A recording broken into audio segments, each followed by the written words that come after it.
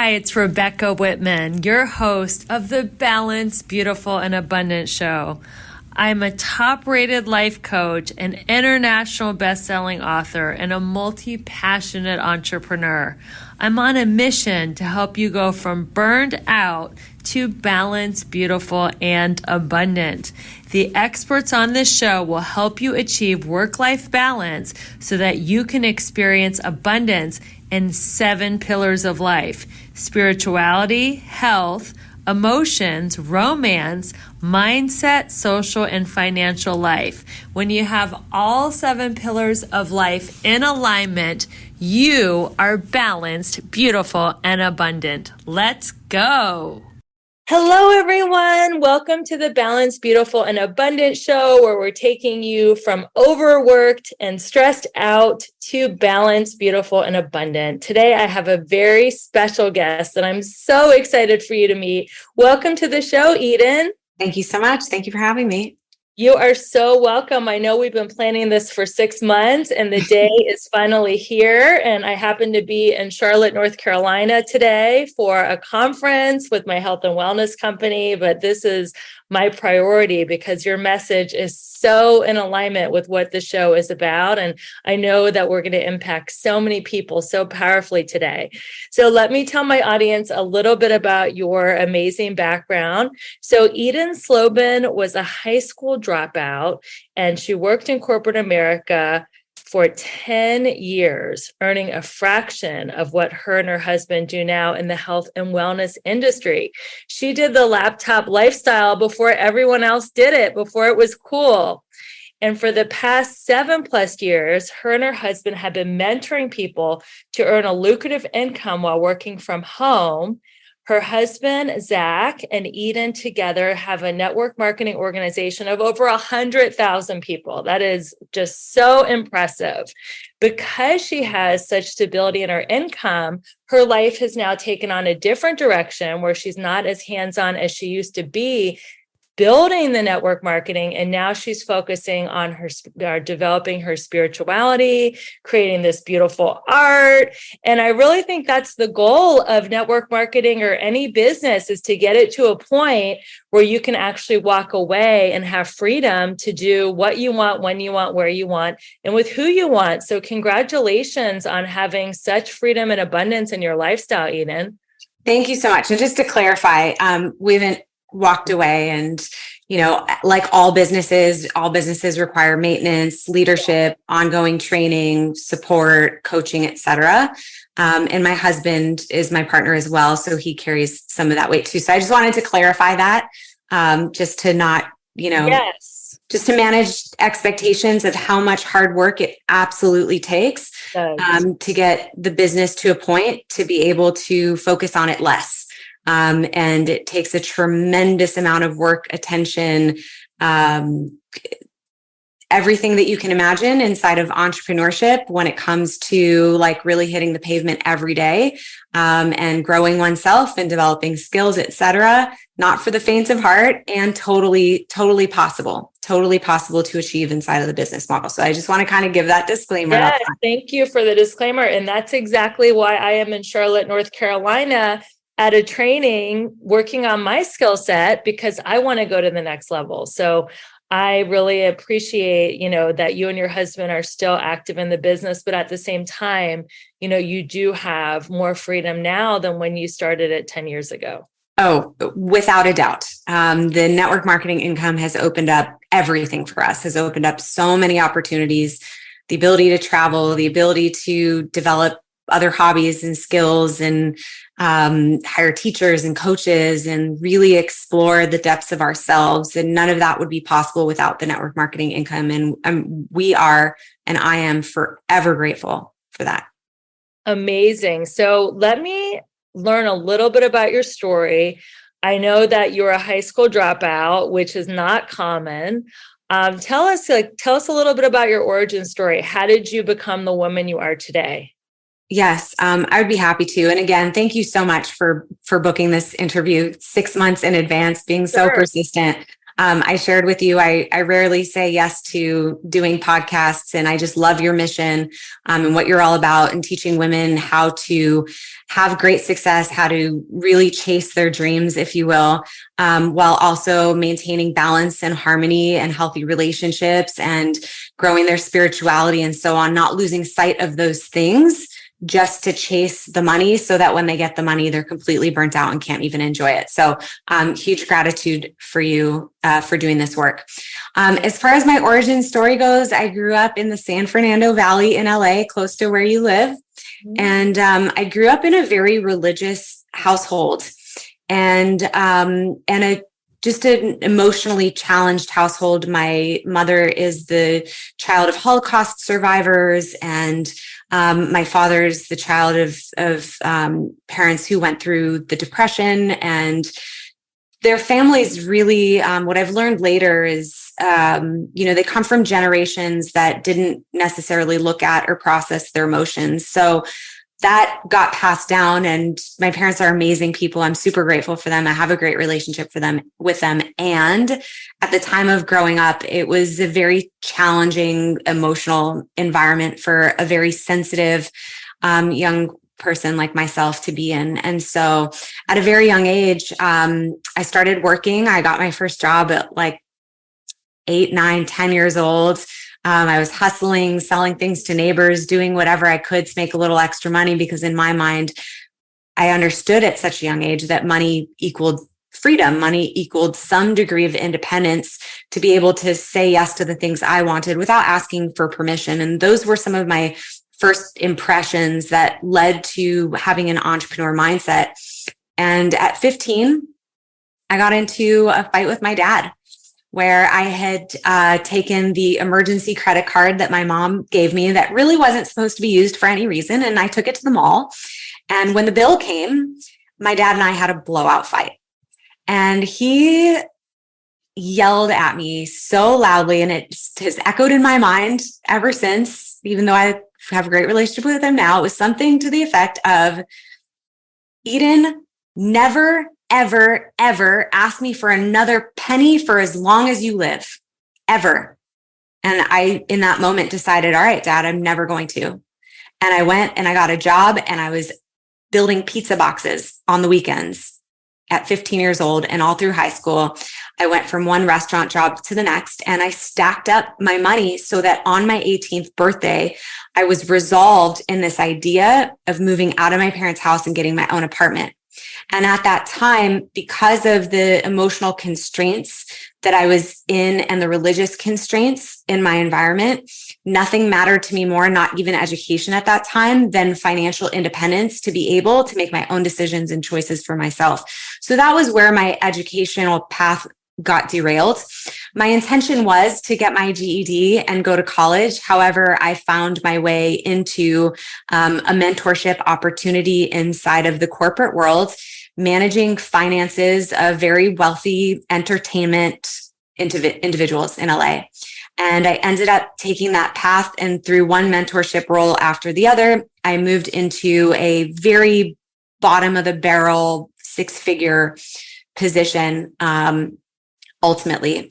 And that lifestyle of working in corporate as a dreamer, as somebody at a very young age who always wanted to achieve the most and attract the most and have the biggest experiences and all of the best things, it started to dampen my creativity, and it started to dampen my desire, my ambition, because I had these golden handcuffs, which, in living in LA and making a baseline of, a low $100,000 a year is very, very, it doesn't go very far. It wasn't the best lifestyle, but it was enough to feel comfortable. And it wasn't until I met my husband and we started talking about business, and he's been a serial entrepreneur since he was 7 years old, that it started to reignite my fire of entrepreneurship. And we spent our first couple of months of relationship just staying up till the wee hours of the morning, planning all these different business ideas and dreaming. And he was the one who actually introduced me to the product line, which we ended up building a large organization with inside of network marketing. And that allowed me to dream again.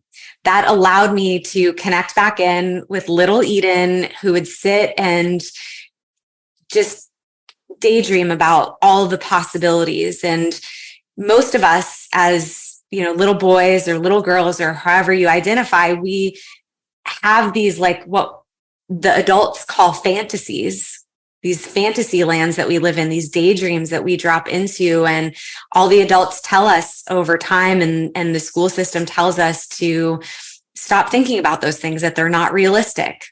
Like, just follow this path and you're going to be able to get a secure job and blah, blah, blah. And so I fell for it. And the network marketing business model really allowed me to start dreaming again. And so Zach and I made the decision that if we were going to build inside of network marketing, we were going to run fast and we were going to go straight to the top of the company. We were going to work as hard as it took, have as many meetings as we needed to, make as many phone calls as we needed to, because we wanted to move really fast, because success loves speed, was what I was told. And I believe that to be true. And, when it comes to the topic of burnout, there's this debate that's happening right now where people who maybe, even like myself, I'm guilty of this at a point where I had recovered from pretty extreme burnout. And I started to develop this mindset of, oh, it's because I worked so hard. I didn't need to work that hard, yada, yada, yada. Like all the people that are saying, the hot mess express and 5 a.m. club and hustle and grind culture. And, don't wash your hair for a week because you're doing calls. Like, I felt that there was such a level of toxicity in that, because here, look at what it led me to. But it's not actually true, because what I've learned upon reflection, and now that I'm also at the beginnings of a new venture as an artist, I realize that it really does take a lot of fuel to get the plane off the ground. I think it takes like 70 to 80% of the fuel tank to get a commercial airliner, commercial jet off the ground and into the air. And the same is true for building any business. So the question then becomes, okay, if I am committing to building a business and I want to do it in a way where I want to run fast, I want to go to the top, I want to make this worth my time, I really have big dreams and I want to achieve this here. Okay, then the question is, what are the practices that I get to do every single day to help and manage my energy? What are the boundaries that I get to have, both physically, energetically, and spiritually, that will allow me to maintain a level of homeostasis and mindfulness as I set forth in this venture? So when we hear this whole like, oh, you don't have to work that hard, blah, blah, blah, it's not necessarily true. It really requires a lot of hard work and some challenging moments and a lot of sweat and a lot of tears to really make a business of any kind grow. But, to your point in the work that you do, it's how can we do it in a way that allows us to maintain a degree of balance? And that is what I wish. If I could have gone back and done it any differently, what I would have wished is I had the discipline to employ those practices back then, so I would have avoided a lot of pain along the way. That's actually leading me to a great question. So if you could have talked to Eden 10 years ago, when you started your journey in entrepreneurship, what practices would you have put in place to prevent burnout and also achieve the success that you achieved?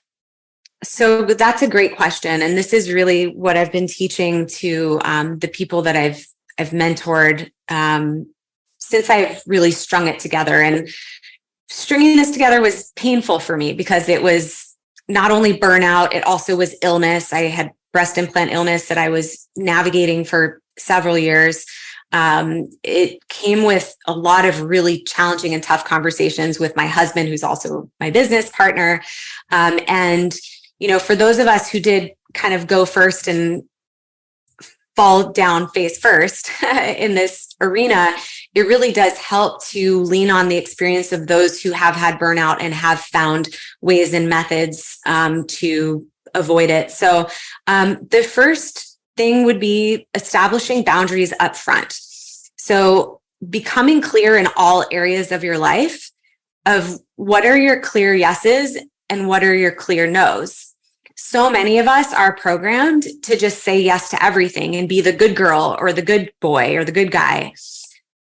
Whereas we don't develop the muscle of actually checking in with our body's intelligence and our body's wisdom to know whether we do want to proceed with a yes or we actually feel that it's a no. So taking a moment before you commit to anything, whether it's related to your business, your social life, your relationship, your friendships, your family, whatever it is, even making financial decisions, to just pause for a moment. And if you need to, at first, close your eyes and check in with your body and ask the question of, do I get to go to the movies tonight? Do I get to go to this party tonight? Does it support my highest good to go swimming this afternoon? Does it support my highest good to go shopping today? That is a powerful question. So if you're listening to this and you want a good question to ask your inner self, ask yourself, does it support my highest good to do blank? And I like to say, walk away from the hell maybes. If it's not a hell yes, it's a hell no.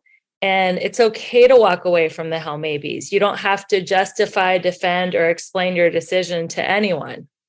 Exactly. And I love that you said that, because absolutely, if it's not a clear yes, then it is a clear no. And at first, especially when we're not in the habit of tuning into intuition or trusting what that intuition says, a really simple way to tell whether it's a yes or whether it's a no is, does it feel like it creates an expansion in your body, or does your body feel like it's going to contract? Perfect real life example. Just last week, Zach was invited to a friend's birthday party. He really wanted me to go with him. And at first, my instinct was, no, I don't think I'm going to go to that. And then I started waffling a little bit, and he got excited thinking that I was going to be a yes and started to act as though I was coming. And then I just tuned in and my body just contracted. I felt so much resistance to going. And you know what? What I've learned is that when the resistance is there, you don't have to know why it's there. I didn't have to solve the problem of, why is this like happening for me? Why is my body so constricted? I just said, babe, I love you. Have a great time tonight. I'm out. I'm not going. It's a no for me. So creating those boundaries and being willing to tell people who maybe are accustomed to you being the yes person in their lives to start shifting to saying no and owning that truth and not being apologetic about it is really powerful, and it is really empowering. And it's also going to help you to manage your energy by not leaking out these yeses when really what your body is saying is, hey, you've just done 5 calls today, 10 calls today to build your business. You were on a training. You have something coming up next week. Like you've got meetings tomorrow. Your body gets to rest tonight. You don't have to say yes to that extra thing, nor do you owe anybody any type of reasons, justifications why. No is no, and that's good enough. I love that. I love that, because I like to tell my clients, don't justify, defend, or explain yourself. No is a complete sentence, and no is no. Amen. Especially women, we feel like we have to justify everything we do, especially when we're setting a boundary or saying no. And part of women stepping into their power, as we're sharing on Women's Day weekend, is to own their no and not to justify, defend, or explain anything they do. Amen, sister. Amen. Yeah. So what are some other things that when we're starting a business, a venture of any kind, to establish those boundaries? Well, how about having actual working hours? You can get a lot done in a short period of time when that time is planned out. And that's what I wish somebody would have told me was, Eden, you don't need to be putting in 12 to 14 hours a day. Like work 6 to 8 hours a day, work it intelligently, and be disciplined around it. Meaning that outside of my working hours, I'm not responding to messages. People know that they can't reach me outside of my office hours. And then during my office hours, I have designated times that I use to respond to people's messages. And I love this. This is something that Brendon Burchard teaches, which is that if you're constantly responding to people's messages, the moment they reach out to you, those people now own your schedule. They own your time.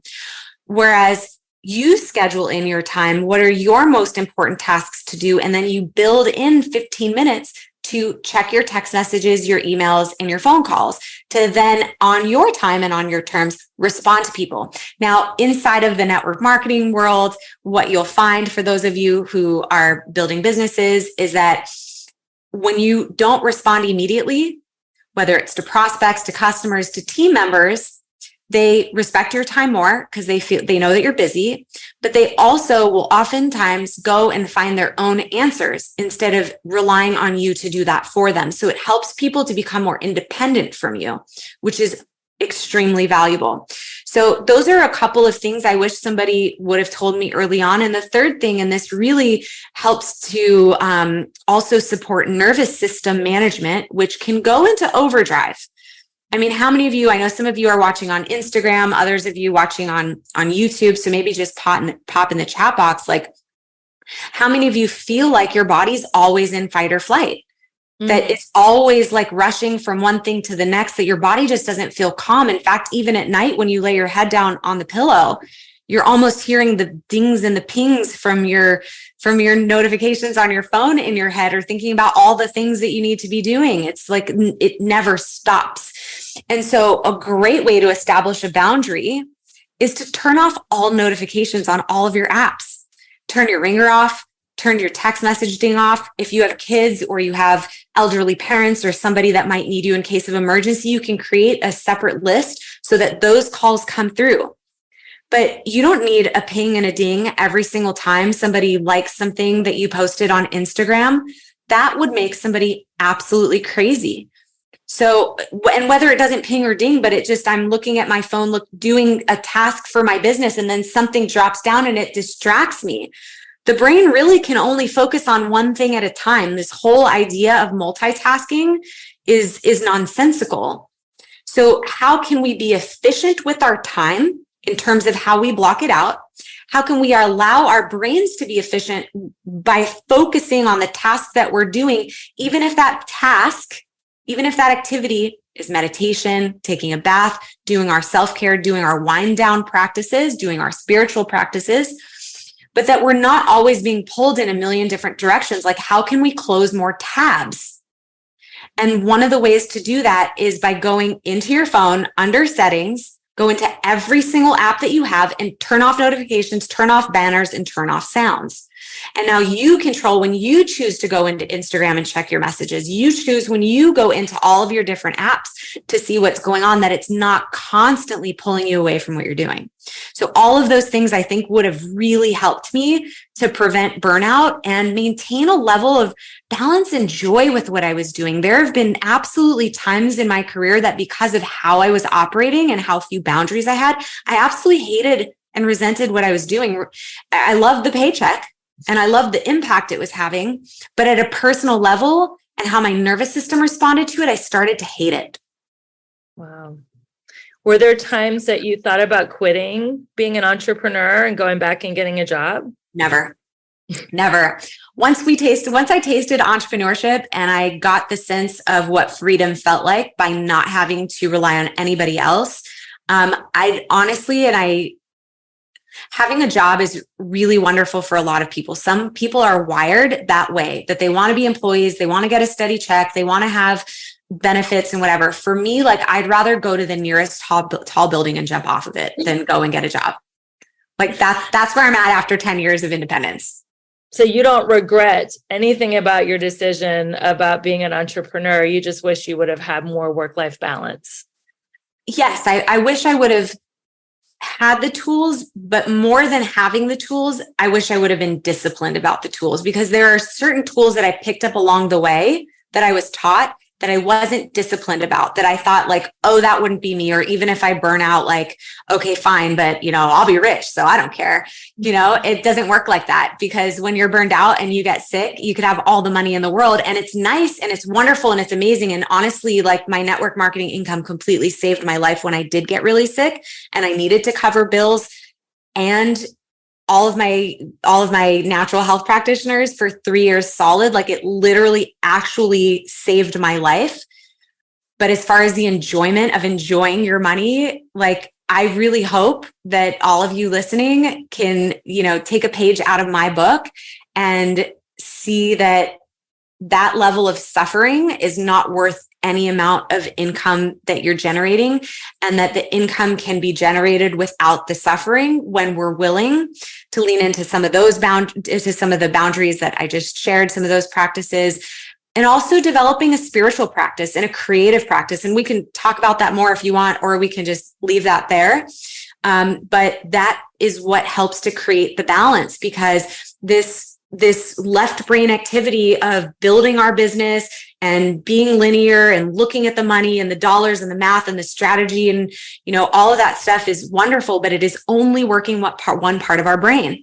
And what happens when we only work the left part of our brain is the right part of our brain can start to atrophy, and that imbalance completely imbalances our entire body.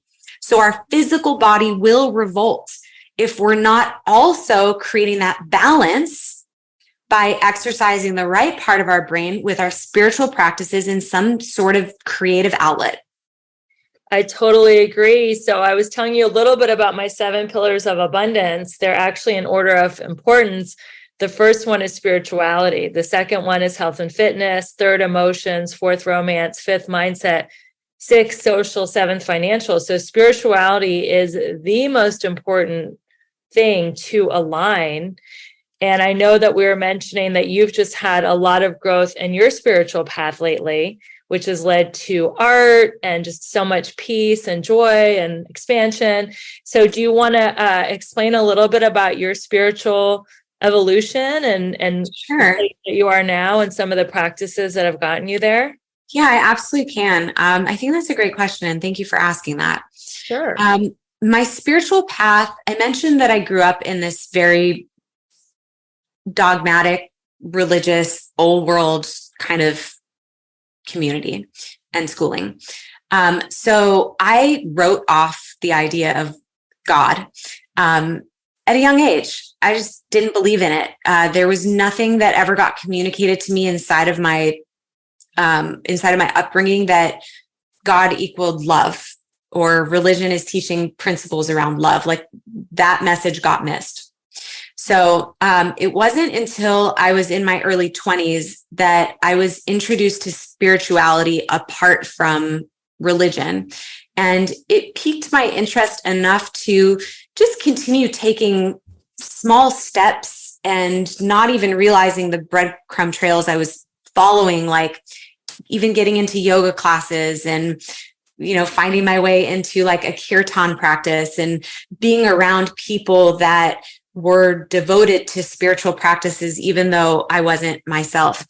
And it took me quite a few years to find my way to people who could assist with this. Like, it started with working with energy healers, and then finding my way to crystals, which, I always have right around me or in my hand, and finding different spiritual tools just to expose myself to this idea of connecting with the divine, connecting with what is greater than me, connecting with my own intuition, my own inner wisdom. It took very many years of just these gradual baby steps and exposures that ended up connecting me with a handful of the right coaches that were very spiritual in nature, that would expose me to certain spiritual practices and mantras, and helped me to reframe my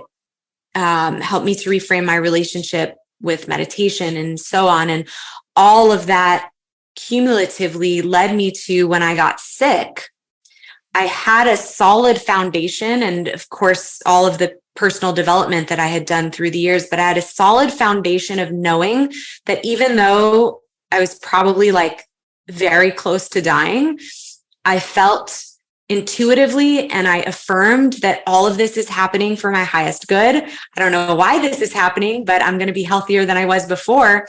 When people would ask how I'm feeling, I'd say I'm healing. That's great. I never affirmed the sentence "I am sick." I always said I am healing. And I got to interrupt and tell my listeners, if you are going through any kind of a sickness or dis-ease or unwellness, That is a great affirmation. When people say, how are you feeling? Instead of describing your sickness or your unwellness in detail and tell them every little symptom, just say exactly what Eden just gave you is I'm healing. And that is just that advice might be the reason you're listening to this podcast right now. Thank you for that. And to add one thing to that, also, I intuitively knew not to identify with whatever the illness was. Good. And so for those of you listening who are struggling in that way, to really not identify with it, it's not who you are. It's not your identity. It's a season that you're in. It's a challenge that you have in order to work through, in order to become stronger, to heal, to, face certain aspects of your shadows and emotional history that maybe have been, swept under the rug, et cetera. So not identifying with that. So all of these spiritual tools helped me so that when I arrived at illness, I knew, I instinctivly had this so woven into me, was able to lean into some of these spiritual tools. But being sick, at first I was drawn to, like, what I observed the pattern was that I wanted people outside of me to tell me I was going to be okay. I wanted to see the energy healer so they could do the work on me. I wanted to see the medical medium so that they could tell me what was going on and what I needed to change. And I had this knowing, I had this realization one night where it's like, oh no, this is actually what I'm being called to now, is to find my own tools to tap into my own inner wisdom, that I have all of this inside of me, and that the season of asking others to tell me what's going on, that season is over.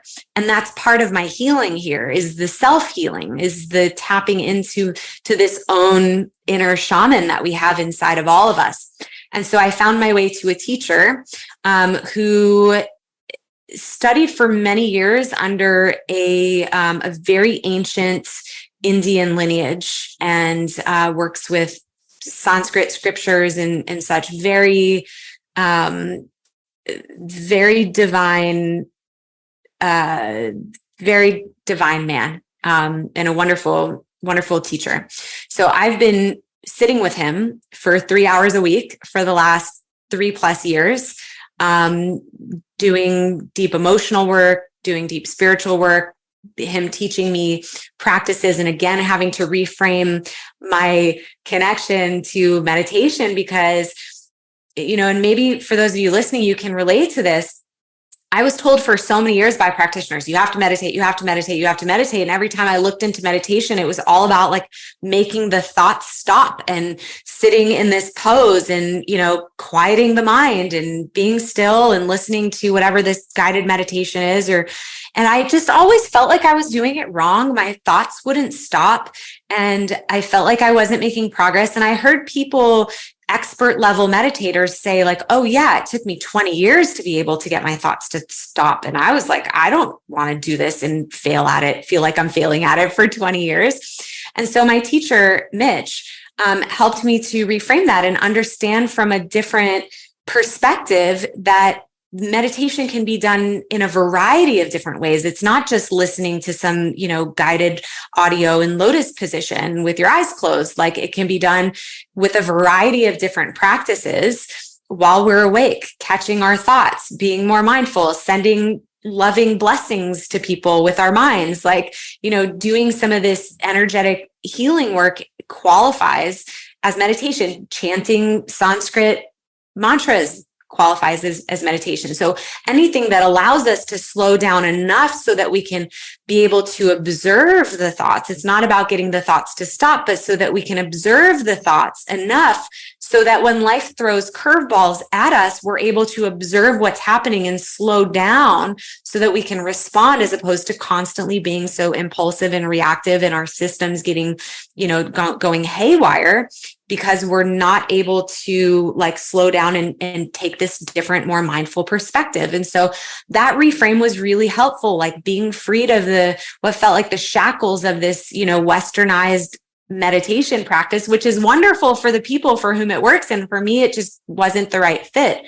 So that really helped me to focus more on my healing. That was where I took control of my own healing, was inside of these practices and visualizing myself being well and being willing to ask the angels, ask whomever it is that you connect with spiritually for this type of specific healing that we want. We sometimes get so swept up in this idea of individuality and just this worldliness that we exist in inside of this earth realm that we're in, that we forget that we have this whole spiritual team of helpers.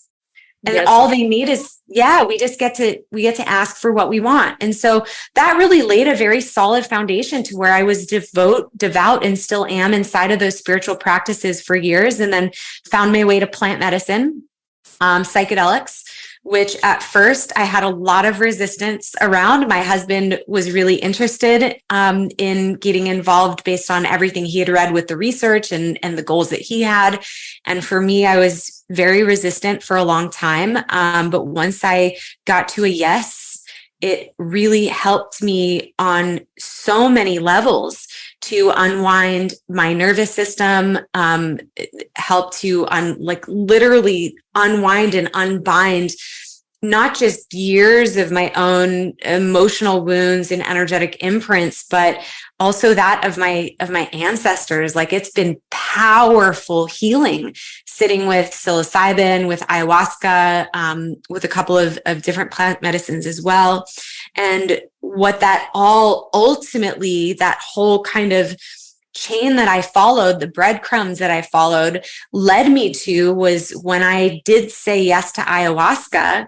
Literally within a week, I started to produce art that was so deeply moving to me. First of all, let me say that I've loved art my whole life. I stopped doing it at 15. I picked it back up briefly when I was sick, put it back down. And it wasn't until saying yes to ayahuasca that I started making art that looked like an artist made it. And that the practice and the approach of creating art is weaving in these meditative spiritual practices, is weaving in chanting, is weaving in the energetic hygiene and burning copal and, having Om in the background and all of these things that help to bring in a certain type of energy so that my intuition can guide me towards this creating of expression that not just wants to come through, but that I'm so deeply honored is choosing to come through me. And it's a combination.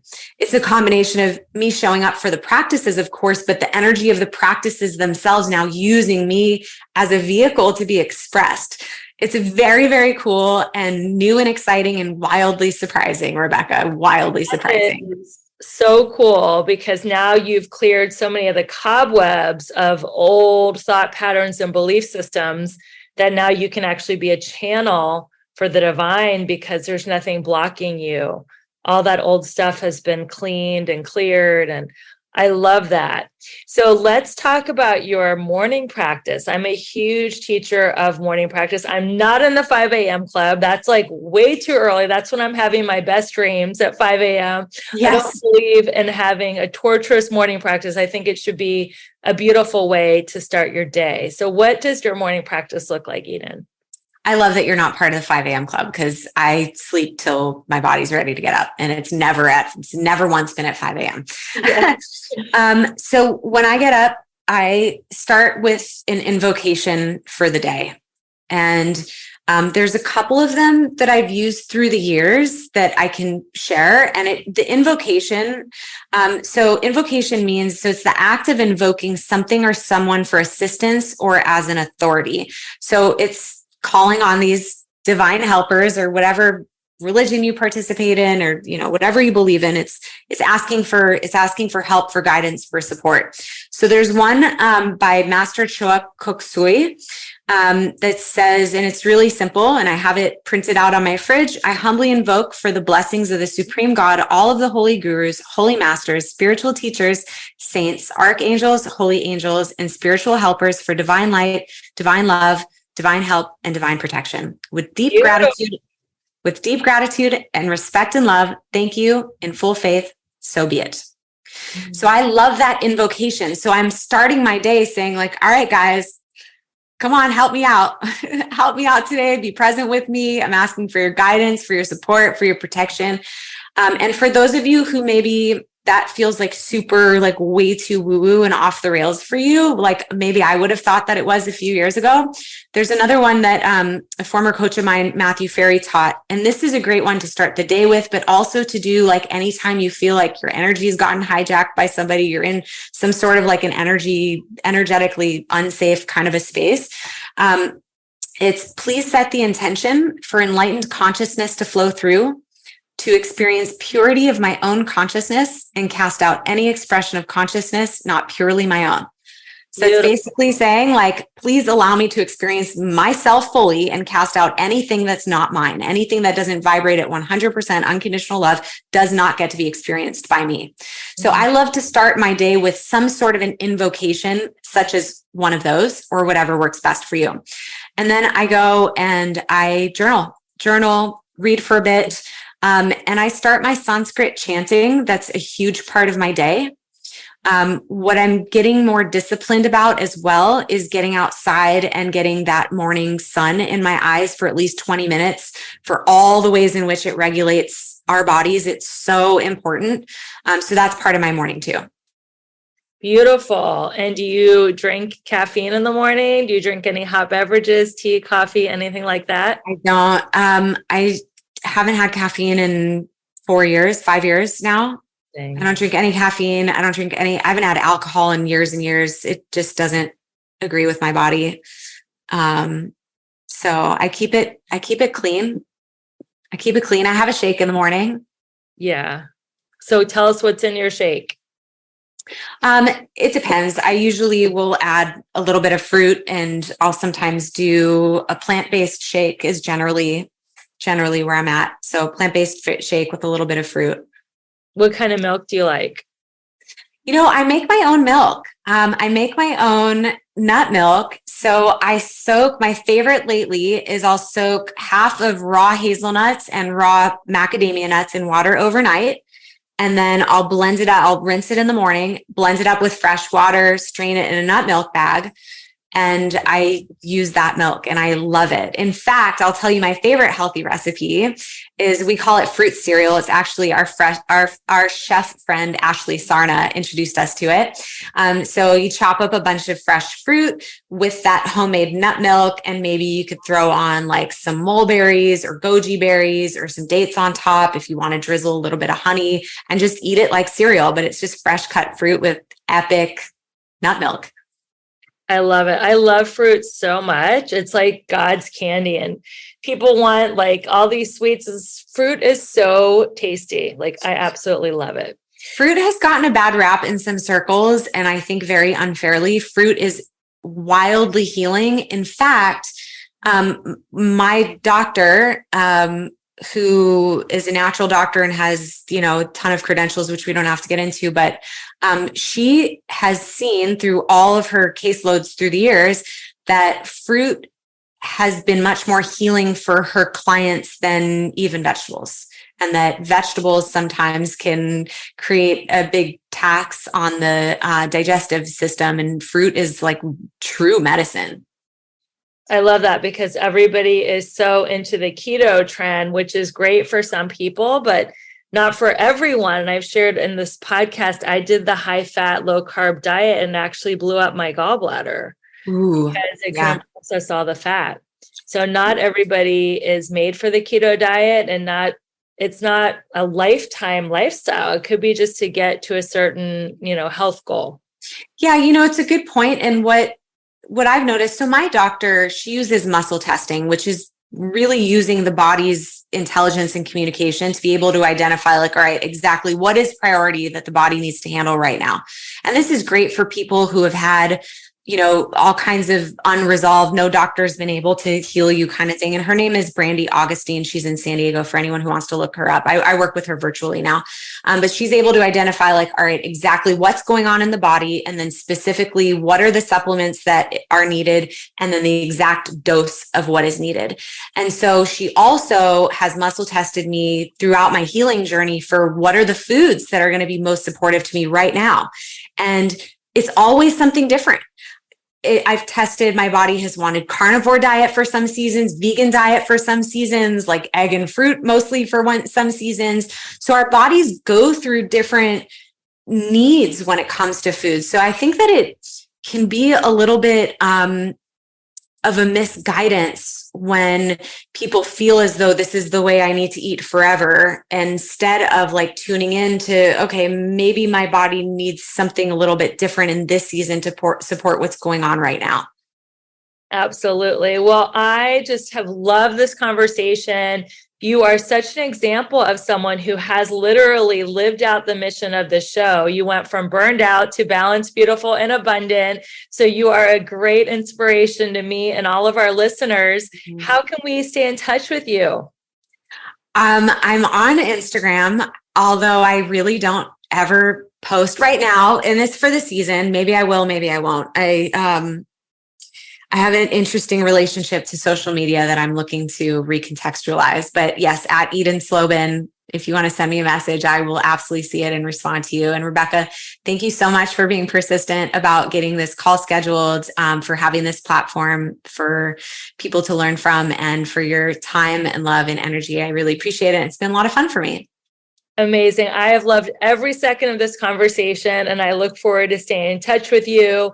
You have been listening to the Balanced, Beautiful, and Abundant show. If you're watching on social media, take a screenshot, tag me, or share it with a friend. I'm sure we know someone who is dealing with burnout or wanting to evolve along their spiritual journey, or even looking for a new morning practice. And it would be so loving and helpful if you could share this episode with somebody that you really care about. And if you could leave a 5-star review, I would so appreciate it.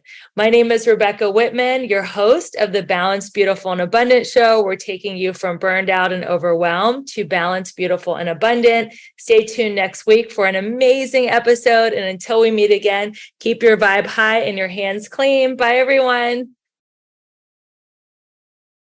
Thank you for listening to the Balanced, Beautiful, and Abundant show. If you are looking to recalibrate these 7 pillars of abundance in your life, I encourage you to go to my link tree in the show notes and sign up for the 777 challenge. It's 7 pillars of abundance in 7 days for $7. You are worth $7, aren't you? It's a great way to learn about these pillars and see how we can get you back in alignment. I also want you to consider this amazing liquid collagen. I have been drinking it now for 2.5 years. It has changed everything. My hair, my skin, my nails. People say I'm glowing. I'm getting rid of the fine lines. My muscles are getting stronger. My body's getting leaner. Make sure you go to the link tree and check out this amazing liquid collagen. We have 2 formulas that we recommend. One is for anti-aging, one is for fat loss, and there's a $10 off promo code for you in my link tree. And finally, if you want to up level your finances this year, then you will not want to miss my Manifest Money March free Zoom class. It's on March 26th at 1 p.m. Pacific, 4 p.m. Eastern. It is going to rock your world. We're going to show you 5 things that you can do to start making a 6-figure side hustle. Let's do this. Go to the link in my bio, get in on all this good stuff. If you have any questions about any of this, the best way to reach me is through sending me a DM on Instagram, and make sure you're following me there. And until we meet again, my friends, I will see you on another episode of the Balanced, Beautiful, and Abundant show. And we're taking you from burned out to balanced, beautiful, and abundant. Thank you for your support, and we'll see you soon.